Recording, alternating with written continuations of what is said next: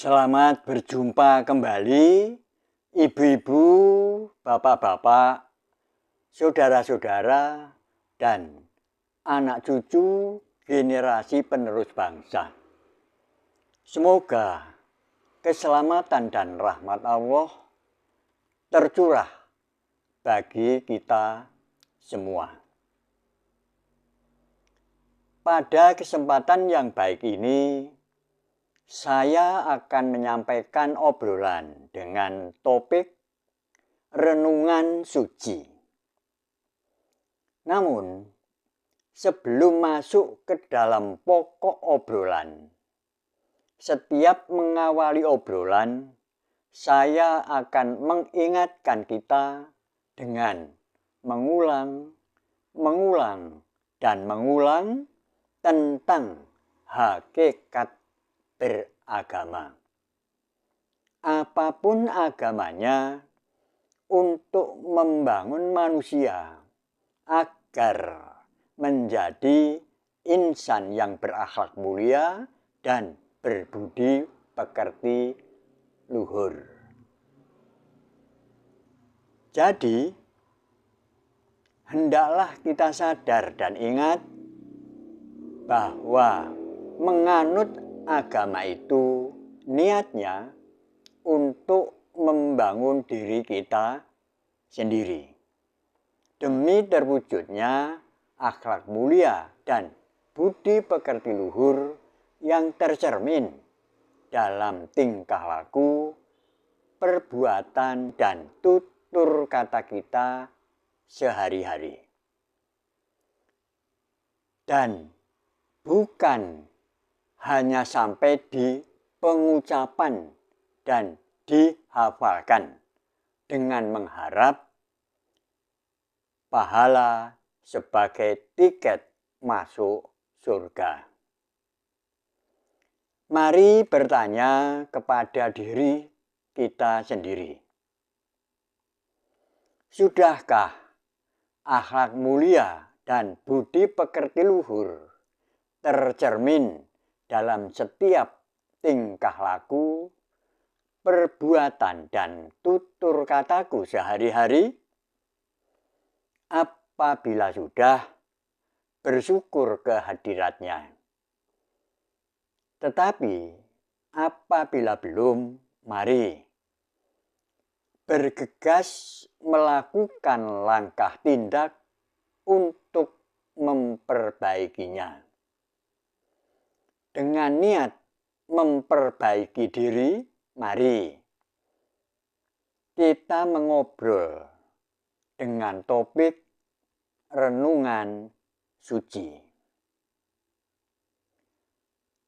Dari peragaan yang telah dilakukan anak ragil saya untuk kenali di mana keberadaan nur ilahi atau cahaya Allah sebagaimana difirmankan dalam Al-Quran surat An-Nur ayat 35. Mari kita renungkan melalui rasa pangrasa dengan mengedepankan kejujuran, menurunkan gengsi atau ego, dan mengedepankan bisa merasa, bukan merasa bisa. Sadarkah kita selagi menggunakan bahasa kita sendiri, yaitu bahasa Indonesia, tidak mudah untuk menemukan makna batiniah yang terkandung di dalam ayat tersebut. Apalagi kalau menggunakan bahasa Arab yang tidak dimengerti artinya. Sama saja dengan mengalihkan fokus yang dikaji atau yang dipelajari. Yang seharusnya mengaji atau mempelajari Al-Quran dimaksudkan agar dapat menemukan makna batiniahnya, justru beralih fokus mengaji atau mempelajari Al-Quran dimaksudkan agar dapat membaca kitab Al-Quran dalam bahasa Arab. Pertanyaannya, mungkinkah setelah dapat membaca kitab Al-Quran dalam bahasa Arab, secara otomatis atau secara spontan dapat memahami makna batiniah Al-Quran? Tidak. Sekali lagi, tidak. Kalau Nabi Muhammad menyampaikan firman Allah dalam bahasa Arab, itu memang sudah semestinya. Karena beliau orang Arab, agar dapat menerangkan dengan jelas Al-Quran atau petunjuk dan perintah Allah sesuai dengan adat dan budayanya, sehingga dimengerti oleh orang Arab. Al-Quran surat Asy-Syura ayat 7. Demikianlah kami wahyukan kepadamu Al-Quran dalam bahasa Arab, supaya kamu memberi peringatan kepada Ummul Qura atau penduduk Mekah dan penduduk negeri-negeri di sekelilingnya, serta memberi peringatan tentang hari berkumpul yang tidak ada keraguan padanya. Segolongan masuk surga dan segolongan masuk jahanam.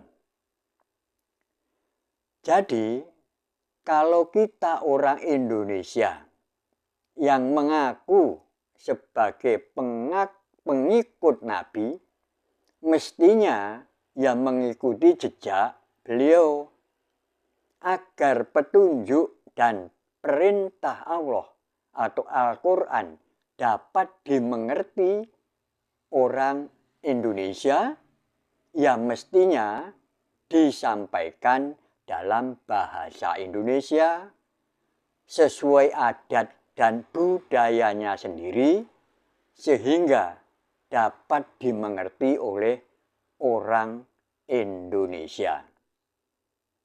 Dengan demikian, penyampai risalah atau pendakwah, apapun predikat dan sebutannya, dapat diibaratkan layaknya penyambung lidah Nabi di Indonesia. Karena ya memang demikian itu skenario Sang Maha Sutradara. Al-Quran surat Ibrahim ayat 4. Kami tidak mengutus seorang rasul pun, melainkan dengan bahasa kaumnya, supaya ia dapat memberi penjelasan dengan terang kepada mereka. Maka Allah menyesatkan siapa yang Dia kehendaki dan memberi petunjuk kepada siapa yang Dia kehendaki. Dan Dialah Tuhan yang Maha Kuasa lagi Maha Bijaksana. Mohon dipahami, kaumnya dalam ayat tersebut tidak diartikan kaum Islam. Karena penganut Islam bukan hanya kaum atau orang Arab. Mari kita berpikir lebih jauh secara rasional dan membayangkan alangkah celakanya kita ibarat mau pulang ke rumah sendiri, tetapi jalan untuk pulangnya saja belum ditemukan. Sudah barang tentu tidak akan sampai ke rumah. Dalam hal ini, ke sisi Allah Subhanahu wa Ta'ala, Tuhan yang Maha Suci pada saatnya nanti. Mengapa? Ya karena Al-Quran itu petunjuk dan perintah Allah yang seharusnya dipahami maknanya, lalu dilaksanakan atau diamalkan sebagai jalan yang lurus menuju ke sisinya.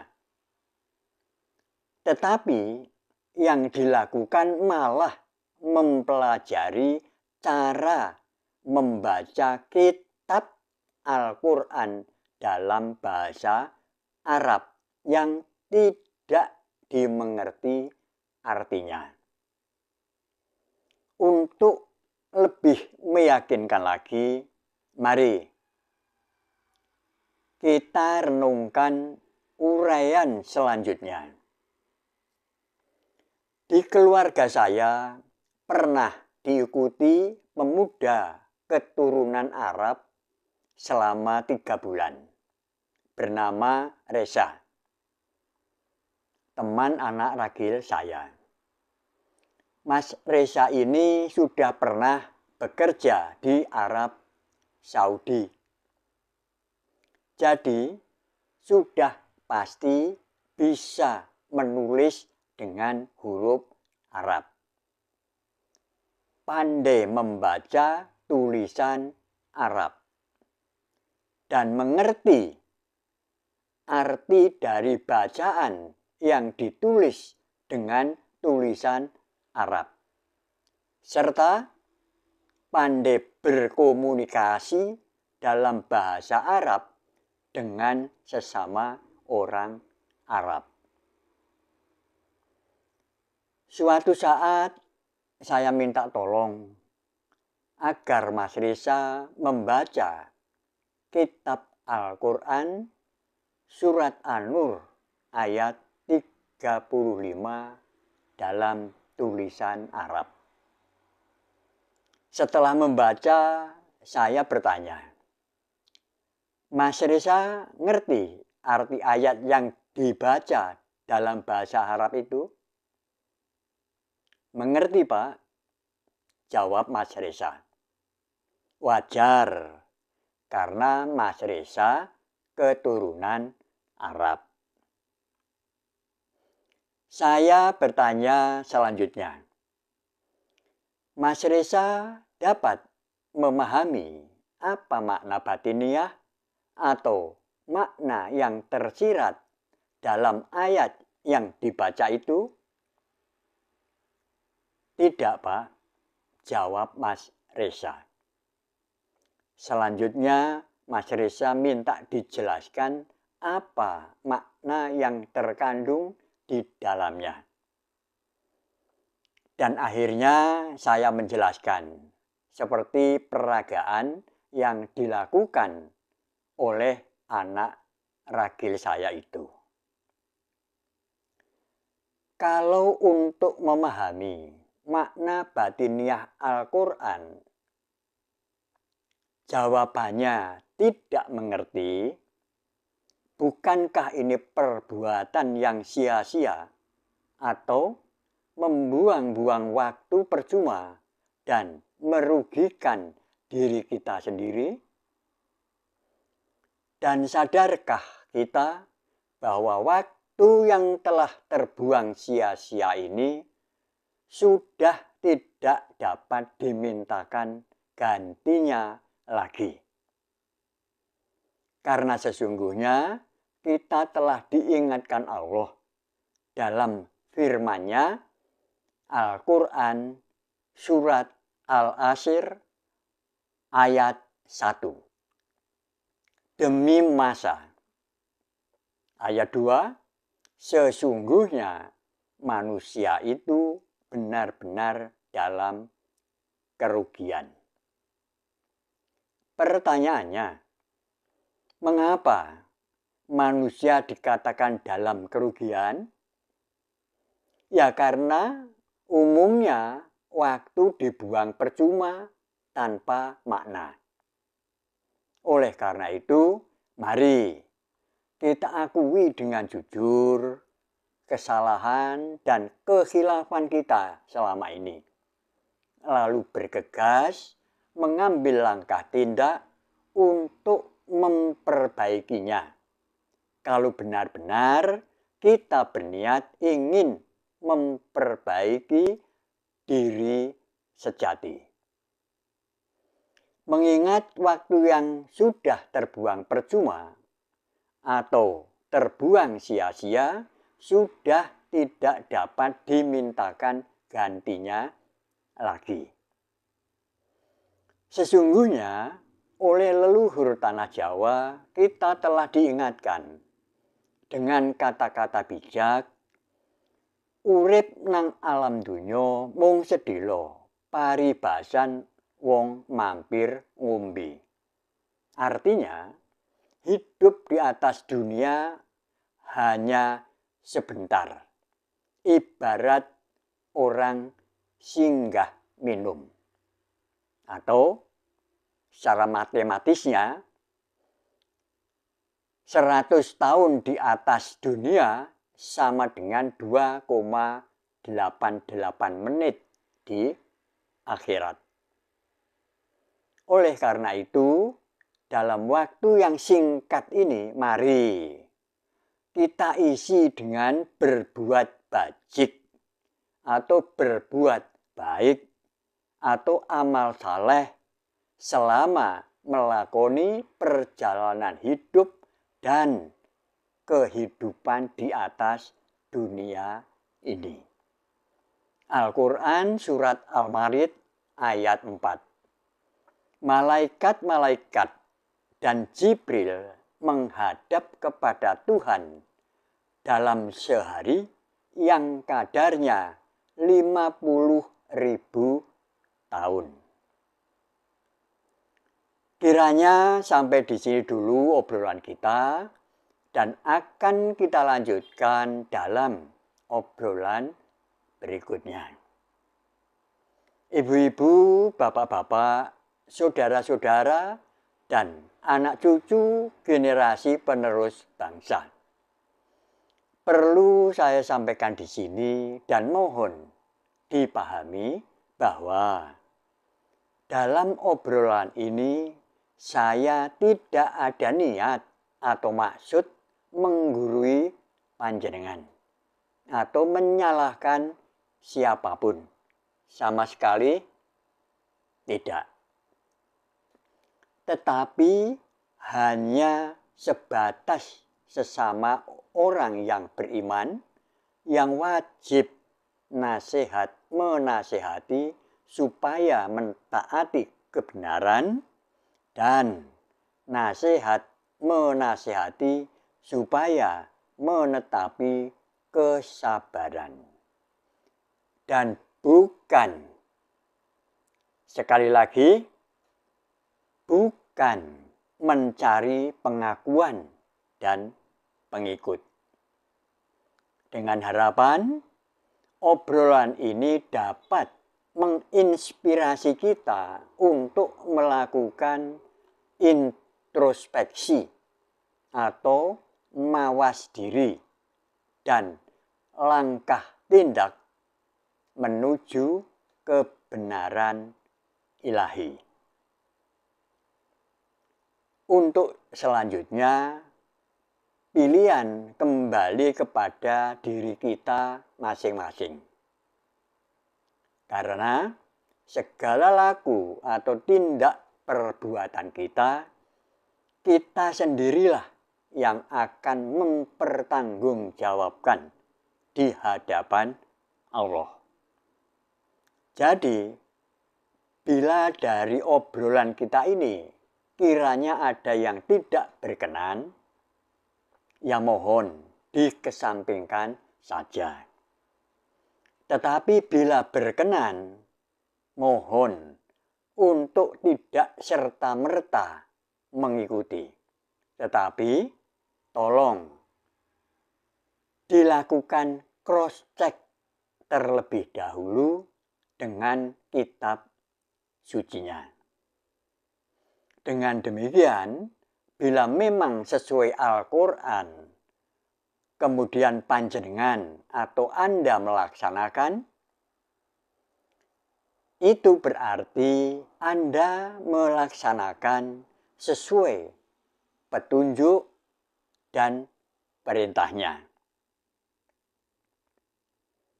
Yang kebetulan derap langkahnya seirama dengan derap langkah saya, berpijak di atas jalan yang lurus menuju sasaran yang sama, yaitu ke sisi yang maha suci pada saatnya nanti.